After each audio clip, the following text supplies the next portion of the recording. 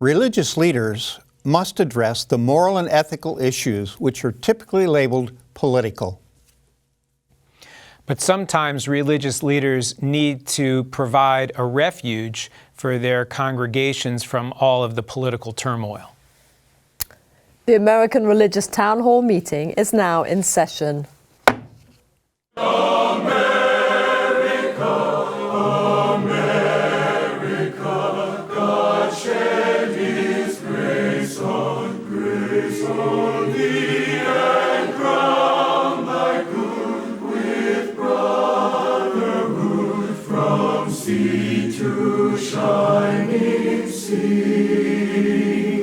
Welcome, friends, to the American Religious Town Hall meeting, where the discussion of religious, political, and social issues is meant to promote the cause of religious freedom and to help us better understand each other. And now, here is your host and moderator. Welcome, viewers, and thank you so much for taking your time and joining us today. We have a great topic ahead, but first of all, I want the panel to introduce themselves. First of all, I'll start with myself. My name's Andrea Luxton, and I am the president of Andrews University in Michigan, and I will be today's moderator. And I'm Tony Matthews. I am the senior strategist for missional ministries for a network of churches in the state of Texas. I am also a Baptist minister. My name is Mel Robeck. I'm Senior Professor of Church History and Ecumenics and Special Assistant to the President for Ecumenical Relations at Fuller Theological Seminary in Pasadena, California. I am also an ordained minister with the Assemblies of God. Hi, I'm Tom Plumley. I'm a minister in the Christian Church, Disciples of Christ. I serve as the senior minister at First Christian Church in downtown Fort Worth, Texas.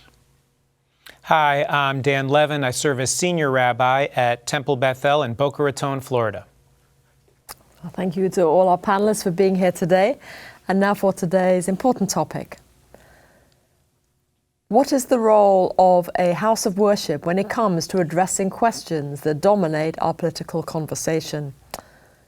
The prophets saw it as their mission to address the moral challenges of their day and age, railing against what they saw as the hypocrisy and corruption that was leading society away from the path of righteousness. They believed God had commanded us to follow that route. Religious figures throughout history felt a calling to answer the moral questions of their time, to fight injustice and advocate for the vulnerable and the poor. Many people find deep meaning and spiritual fulfillment in political advocacy around issues that matter deeply to them. The rise of the religious advocacy groups on both the right and the left further blurred the lines between the political and the sacred. At the same time, many people come to their houses of worship seeking a refuge from contentious political divides that roil society. They seek guidance and understanding on how to cultivate spiritual awareness and how to develop spiritual practice. Many will say they don't want their religious leaders to opine on political issues, and some will even leave a congregation or community if they find the spiritual leader is too political. So as we enter into what is certainly a consequential election season, we invite you and our panelists to consider the following questions. Firstly, should a house of worship be a refuge from the issues of the day? Or should religious leaders and congregations address matters in the political sphere? Secondly, when and in what manner should religious leaders and congregations address controversial topics? And finally, is there a line that religious leaders should not cross in talking about current events or disputes? Back to our panelists. We'll start with those that started our conversation today. My sense is that all religious leaders need to help their congregations navigate the real world. As a Christian, I think the first job of a Christian minister is to make a proclamation of who Jesus Christ is, what He's about, what He accomplished on the cross for those who would follow Him, and secondly, to help them understand what it means to follow this Jesus that we proclaim. Unfortunately, in a lot of churches, we either aim to speak to the political realities only, or we end up looking at only the moral realities, but we never see the crossover between the two, or we ignore everything about us. I was in a church just the week after Roe versus Wade was overturned. And the pastor said right at the beginning, I want to make an announcement about Roe versus Wade. I realize that there are people on both sides of this issue in this church, therefore we will not discuss it. Now I look at that and I say, that's absolutely unacceptable. It's not that I want him to talk about Roe versus Wade, but I do think it's absolutely critical that we talk about what are the issues behind Roe versus Wade, and really the issue after the decision of the justices is way too late to be addressing that.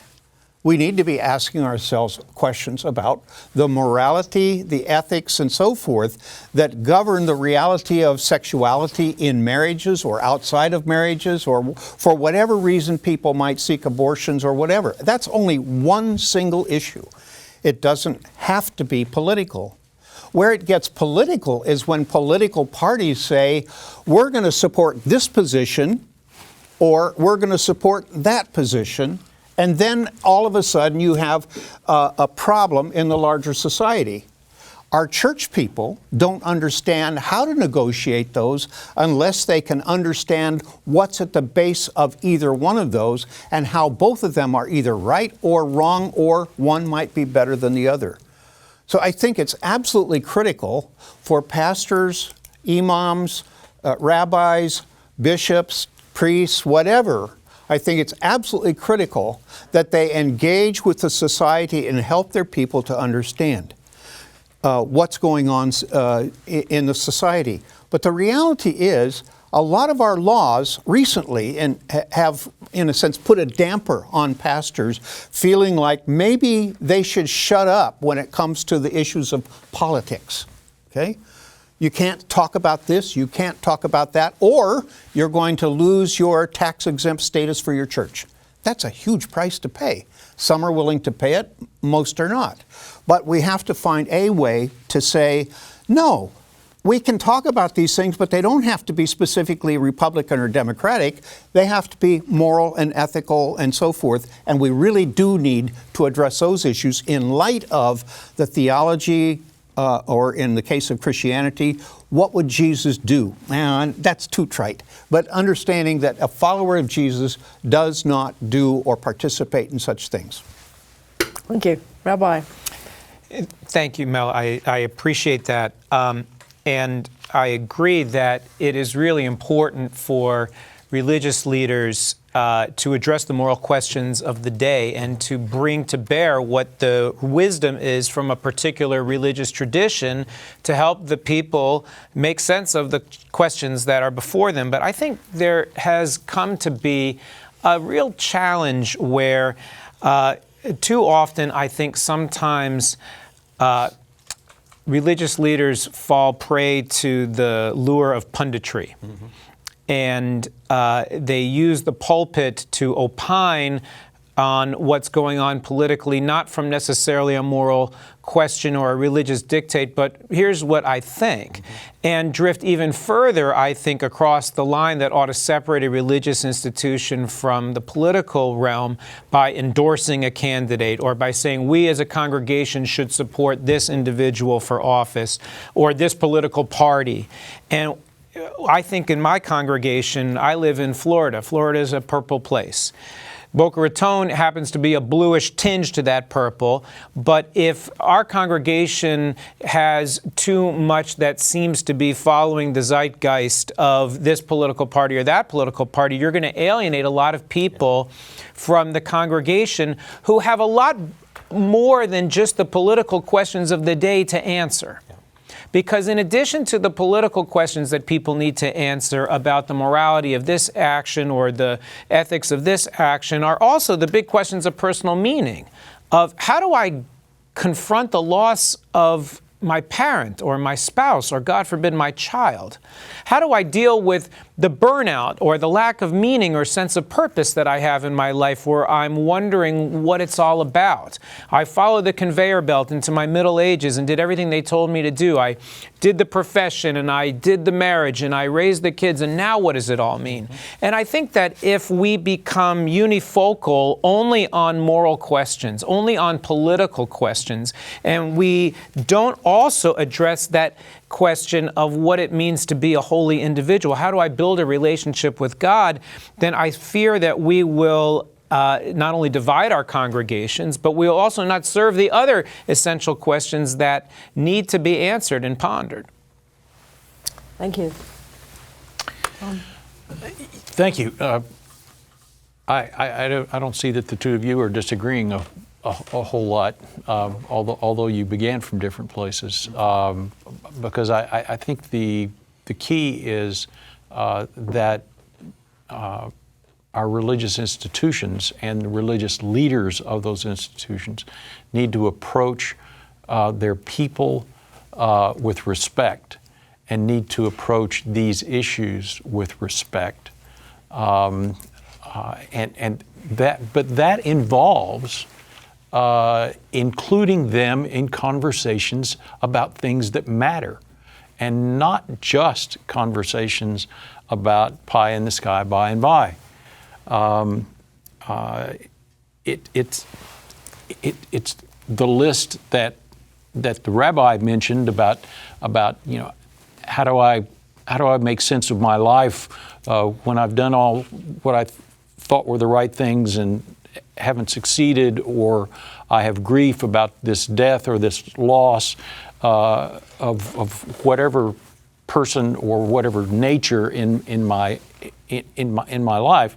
But it is about some specific things about how we get along together that we need to be in dialogue about. What better place to be in dialogue about those things than in our church families or in our congregational families. The problem is that people in my position, and I've, some ex-members of my congregation would probably say that I've been too often guilty of it. It's very easy to become viewed as political. Now, part of this, there's wisdom in the old saw that whoever speaks first gets to define the debate. Well, the religious right defined what it meant to be a faithful Christian in relation to public affairs in a way that now has anybody who disagrees with their agenda, any clergy who's trying to tell a different narrative about how a faithful person can exist in this country and address the political issues, that person gets labeled as too political. So there is a double standard. There's a guy in downtown Dallas, who makes national headlines. Basically, multiple services each year are indistinguishable from Republican political rallies. And he makes statements like, no one can be a faithful Christian person and be a Democrat. Well, if I or someone else were to stand up and say, no one can be a faithful Christian person and be a Republican, I'd lose my job tomorrow, and I should, because that's not right. It's not fair. It's not. It's not. It doesn't respect just a whole lot of people in my congregation and a whole lot of people in our community, and so it's a matter of understanding the limits of our own power and understanding the power of our voice, and we have to, as those who have the pulpit, always measure the words that we say. Thank you. As a Christian minister, I think it's very important. We have the Bible, and I think a Christian minister should know the Word, and we shepherd people who are part of society. And in society, you have politics, you have people who are in government, and and state, local, national, and laws are made. And I think the minister, we're not called to put our heads in the sand. We have to address these issues. I do think that you have to do it with wisdom.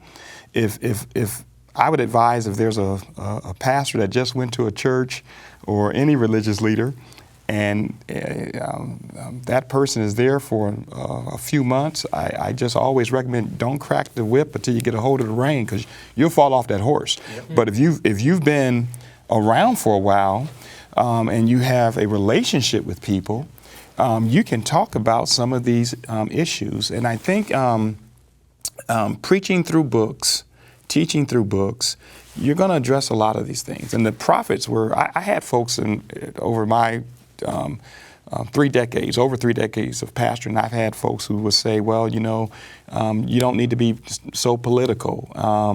And really, they didn't want me to be too biblical. That was the problem, in my opinion. So I just think that we deal with issues. We are called to say the same thing that the Lord says, and you do it with love and wisdom. I don't think a religious leader should tell people who to vote for. I think if these are issues with which our members are dealing with, we should address it. I got myself in trouble a little bit. I had to deal with Black Lives Matter, the statement versus the organization. I had to write a letter and talk to our congregation about that. I dealt with, I lost members over the same-sex marriage versus the biblical marriage. And, you can address these issues in love. It doesn't mean that we don't love people, but I do think the Christian minister should not be afraid to stand on the word, do it in love, and you're in good company, because that's what the prophets did. Now, John the Baptist lost his head, literally. Hopefully we won't get that bad. Right. But, I think that you touch on something, Tony, which is interesting, where I think that a religious leader's job is to teach. Yeah. And, with all these kinds of different controversial elements or questions that come up in society, I think that there are times that you have to stand on the moral question, and you have to teach and the people may not like that. I think oftentimes people will say that the pastor is being too political when the pastor says something they don't agree with. Right. And, I think that, there has to be some responsibility that we all have as members of congregations to allow for the fact that sometimes your religious leader is going to say something that does not validate what you already believe. And the answer to that is not to walk away from that congregation. Right. The answer to that is to enter into dialogue with your pastor, your religious leader, and say, tell me more, explain, teach me, because you know what? That's not what strikes me as authentic. Exactly. Yeah, we complain about religious leaders getting to define what the biblical view of things is. They don't get to do that, but neither do church members who simply want to walk away and not be challenged in their own biases. Thank you. Let's have a break.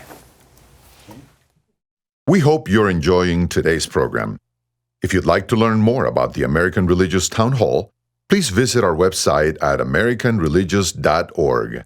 That's americanreligious.org. There you can read about the vision and history of the program, and we invite you to become a ministry partner, explore our Town Hall Estates healthcare facilities, and view past programs by clicking the appropriate menu buttons. Each week, we look forward to receiving your letters. You may write us at the address shown on your screen. Send your letters to American Religious Town Hall Meeting, P.O. Box 180118, Dallas, Texas 75218.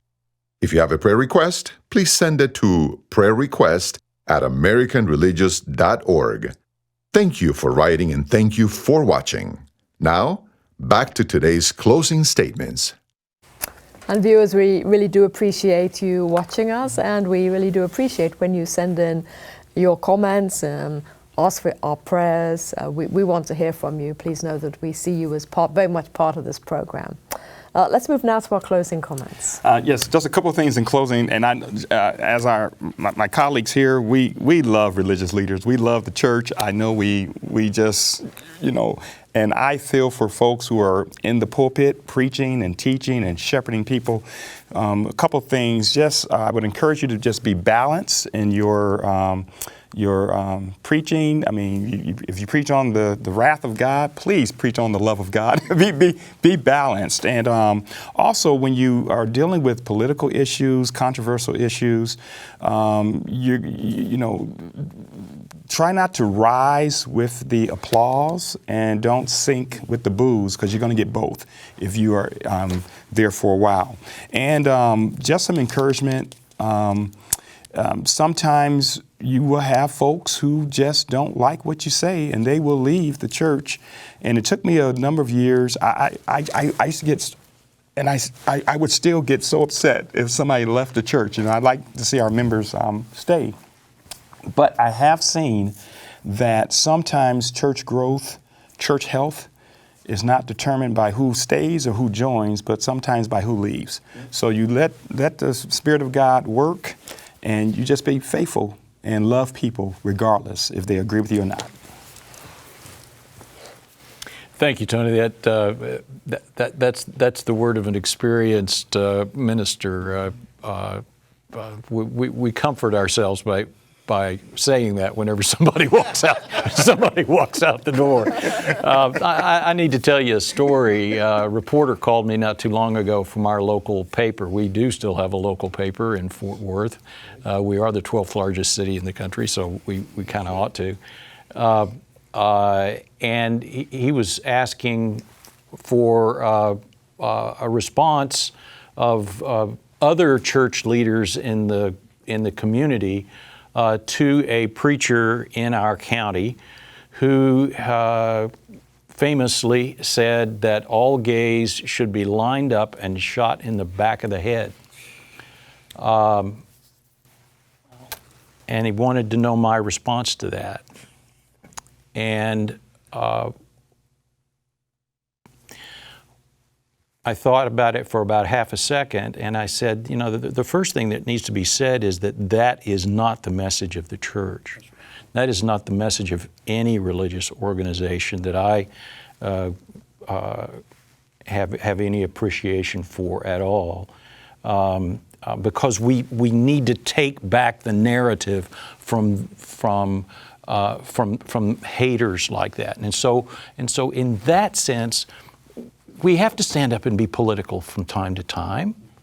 We cannot just deal with our own little projects and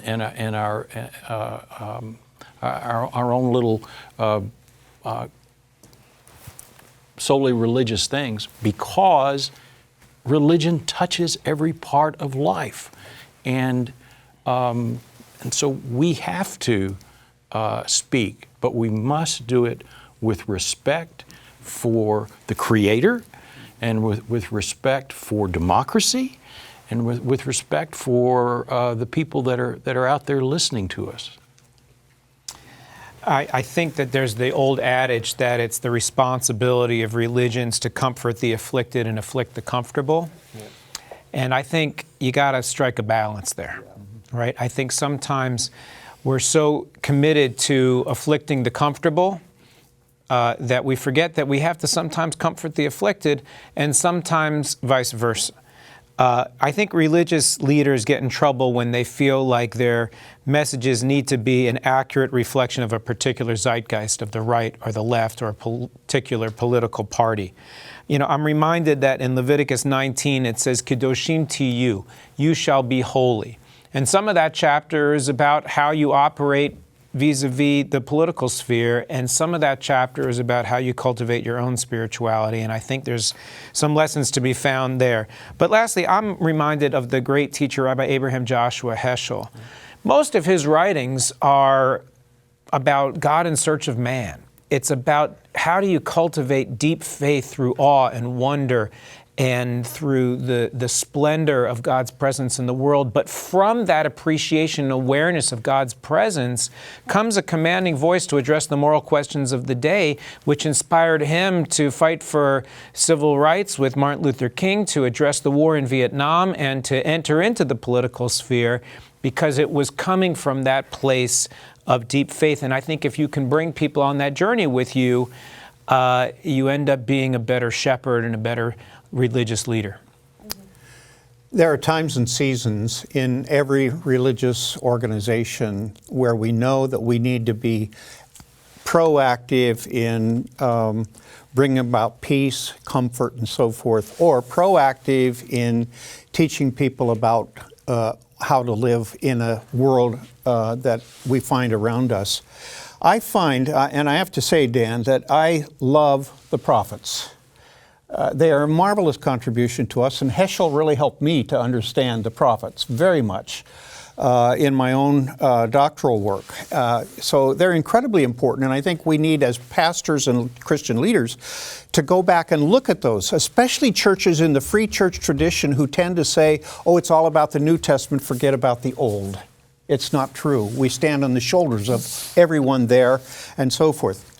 That said, Jesus' teachings are equally important, but we also need to be educating people on how do we make moral decisions, how do we live moral and ethical lives, how do I make good decisions about religion or about government, and how do we love one another when we disagree. Thank you. Great comments. The Charter of the American Religious Town Hall provides that Roman Catholics, Protestant, Jews, educators, and others may appear on this program and can declare their beliefs without hesitancy. And the rest of the members of the panel will uphold and guarantee that American right to all who will appear, irrespective of race or creed, so that the rest of the world can see that here in America, we believe in civil and religious freedom, not only in theory, but in reality. So now, friends, until next week, the same time and over the very same channel, the American Religious Town Hall meeting stands adjourned. And may the God of all of us bless all of you.